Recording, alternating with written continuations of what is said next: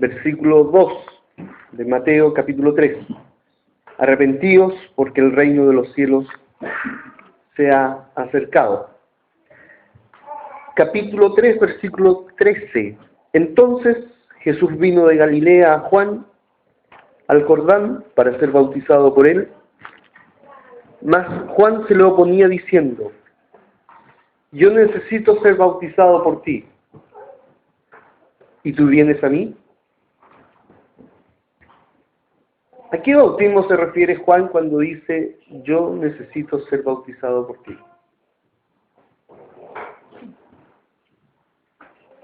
Yo había entendido este versículo que en realidad Juan le decía: mira, Señor, tú no necesitas de qué arrepentirte. El que necesita de qué arrepentirse soy yo, y tú deberías estar bautizándome en agua a mí. Pero eso no es el sentido de lo que Juan le dice. El sentido de lo que Juan le dice y el anhelo del corazón de Juan es lo que planteó en el versículo 11 de Mateo capítulo 3. Yo a la verdad os bautizo en agua para arrepentimiento, pero el que viene tras mí, cuyo calzado yo no soy digno de llevar, es más poderoso que yo. Él os bautizará en Espíritu Santo. Juan tenía la convicción en ese minuto, que Jesús era el Cristo. Y en ese convencimiento y en esa convicción, entonces Juan le está diciendo: pero Señor, según entiendo, tú tienes que bautizarme, y quiero el bautismo ahora. ¿Qué bautismo? El del Espíritu Santo. Y como expliqué en otras ocasiones, Juan no estaba pensando para sí mismo el bautismo en fuego. ¿Por qué no está pensando el bautismo en fuego? Lo voy a decir de nuevo. Porque el bautismo en fuego es un bautismo de condenación. Fíjense, capítulo 3 de Mateo, versículo 7. Al ver él que muchos de los fariseos y de los saduceos venían a su bautismo, les decía: generación de víboras, ¿quién os enseñó a huir de la ira venidera? Ira venidera. Haced pues frutos dignos de arrepentimiento, y no penséis decir dentro de vosotros mismos: a Abraham tenemos por padre, porque yo os digo que Dios puede levantar hijos de Abraham aún de estas piedras. Y ya también el hacha está puesta a la raíz de los árboles, por tanto todo árbol que no da buen fruto es cortado y echado en el fuego. El versículo 10 está asociado a los fariseos y saduceos, que son tratados como hipócritas. Y a estos saduceos y fariseos que son tratados como hipócritas se les llama y se les hace la referencia como árboles malos que no dan buenos frutos. Y como árboles que no dan buenos frutos van a ser cortados y echados al fuego. Desde la perspectiva del versículo 11, bautismo en fuego. Condenación.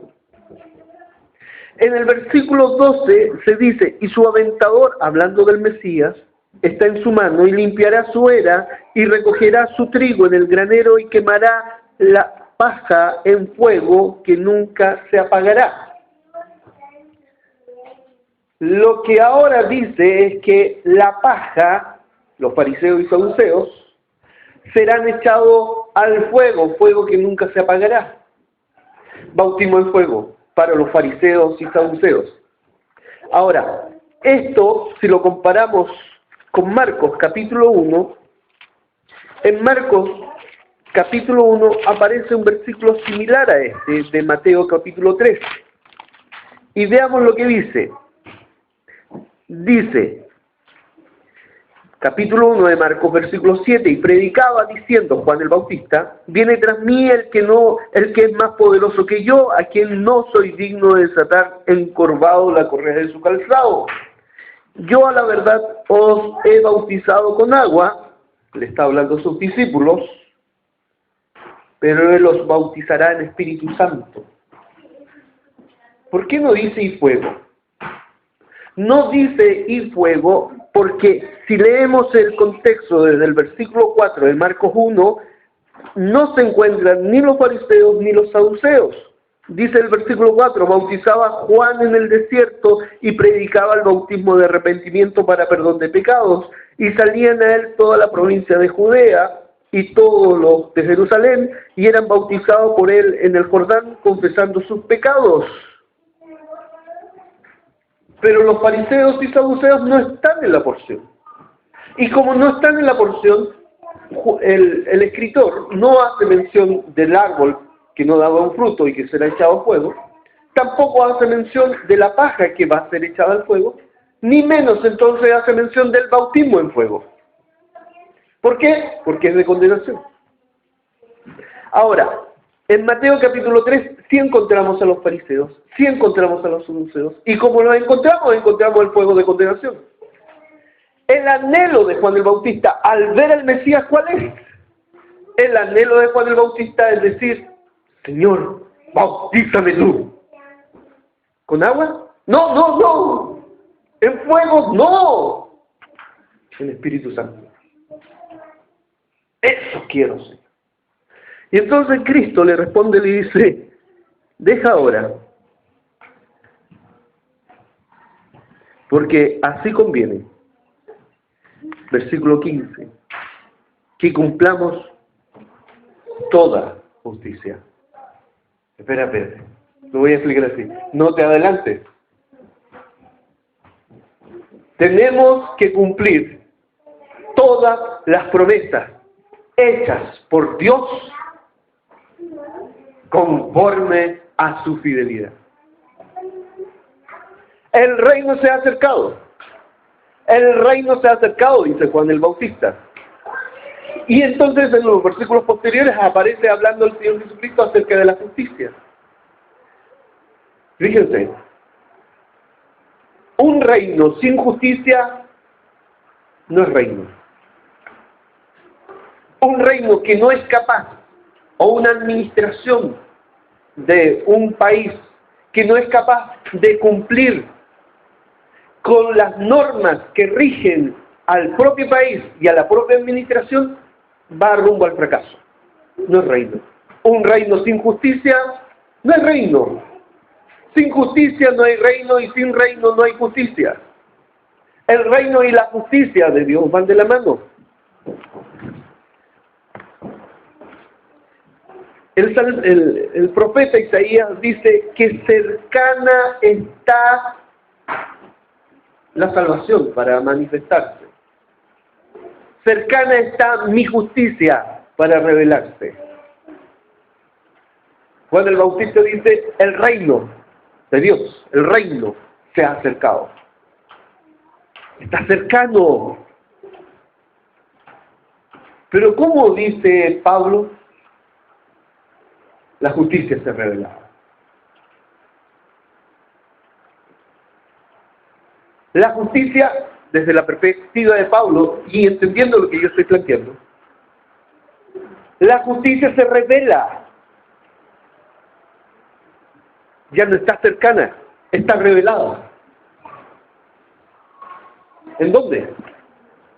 En el hecho de que cuando Cristo muere y resucita, podemos tomar estas palabras de Mateo 3:15, donde dice, conviene que cumplamos toda justicia. Toda justicia está cumplida. Porque la justicia que se revela en el Evangelio, en la muerte y resurrección de Jesucristo, es la justicia que es de Dios. Capítulo 4, versículo 17. Desde entonces Jesús comenzó, después de su tentación en el desierto. ¿Quién llevó a Jesús al desierto para ser tentado por el diablo? ¿Quién? El Espíritu Santo lo llevó. Interesante, el Espíritu Santo llevó a Jesús al desierto para ser tentado. Después de aquello, dice, desde entonces comenzó Jesús a predicar y a decir, arrepentíos, porque el reino de los cielos se ha acercado. Si ustedes buscan las predicaciones de los hechos, nadie más en los hechos le dice, el reino de los cielos se ha acercado.